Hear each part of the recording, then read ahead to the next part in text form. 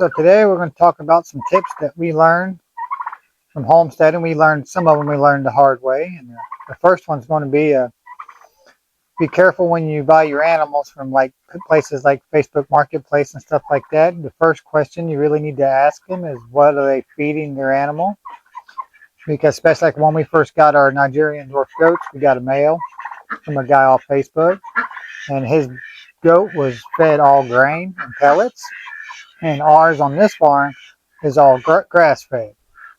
So when we got him here, we didn't know. We switched him over. He had a real bad bloat problem, and he passed away on us. And when we come to figure out, that's what it was. So if you do decide to get animals off places like that, or just make sure what they eat. And if you get one that's grain fed, just gradually transition it over to grass or hay or whatever you're feeding your goats. And that will be the best. Just do it over a long period of time, not all at once. And another good thing to do is get a routine for your animals. I come out here every day and I feed them all at the same time. Uh, every day I open the gates to the goats and everything. I let them out and I put them up every morning and every evening at the same time. And once they get in the routine, you don't have to put them up or anything. Once it gets dark, they all go where they need to go. I'm not running around chasing them. Routine is your best friend when it comes to a farm. Animals don't like chaos, and whether they're going to do every day, they don't like that, and it makes them uneasy, and they don't lay very unproductive.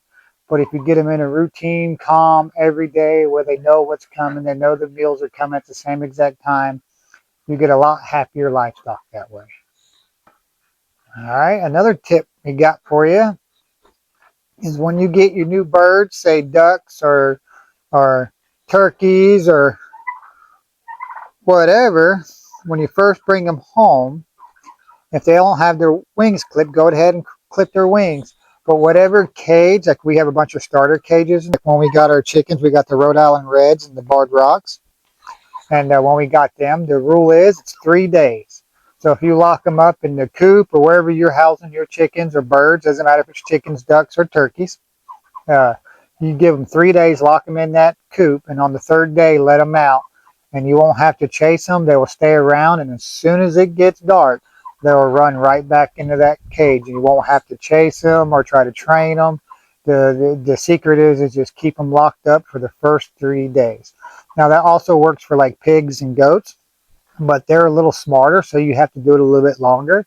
So 5 to 7 days for any kind of like your mammals, and 5 to 7 days, lock them in wherever they're going to live and keep them there for 5 or 7 days. And once they finally get used to it, you let them out and they will go explore. They will stay close, and as soon as it gets dark, they will run right back into their home, and you don't have to fight them or try to chase them down or wonder where they're at.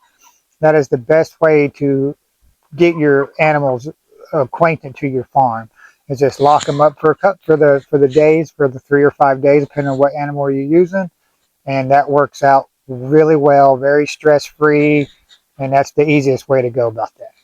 And I guess one of the most important tips that I can give you today is don't go to Ace Hardware or anything like that to buy your feed. You really want to go see if you have local farmers around that selling hay on Facebook Marketplace or corn, because you can usually get your hay or your feed or your scratch or whatever from farmers. Like we get our corn in 55-gallon barrels that we have. We just get them filled up from our farmer that lives next door. And it's half the price of what Ace or Tractor Supply or any of these box stores, and it really helps your community out too. So I suggest if you're a homesteader and you're trying to save money, go to your local Facebook, go to your local farmers that are out doing the hay and they're doing the crop. They actually make more money when they sell to the individual than they do to the big corporation. So it really helps them out, and it helps you out because you get a cheaper feed and a way cheaper price. And of course, they have more experience, and it's going to be a lot more healthier than the stuff that you get from Tractor Supply. And another tip I got for you guys is it doesn't have to be pretty. It just has to work.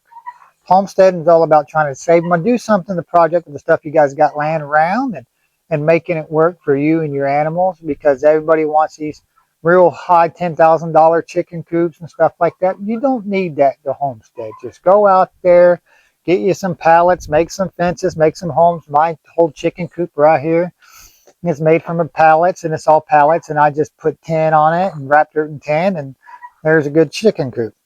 It don't cost much. You don't have to have a lot of money to to homestead, and that's the point I'm trying to make. Is that it doesn't have to be pretty, it just has to work, and that would be the best motto a new homestead can have, because you can start just wasting money out the wazoo from every direction if you're not careful. The biggest thing is this: it doesn't have to be pretty. It just has to work. And then as you go on and you get better and you get more relaxed and everything's in a rhythm, then you can make it pretty. But your chicken coops and your pens, they're going to change. They're going to change as your needs change, as you get more or less animals, or you get different type. You have to change the roosting boxes. So just keep that in mind. Nothing's permanent, especially on a homestead. Everything's always moving and changing. You're moving areas. So just keep that in mind.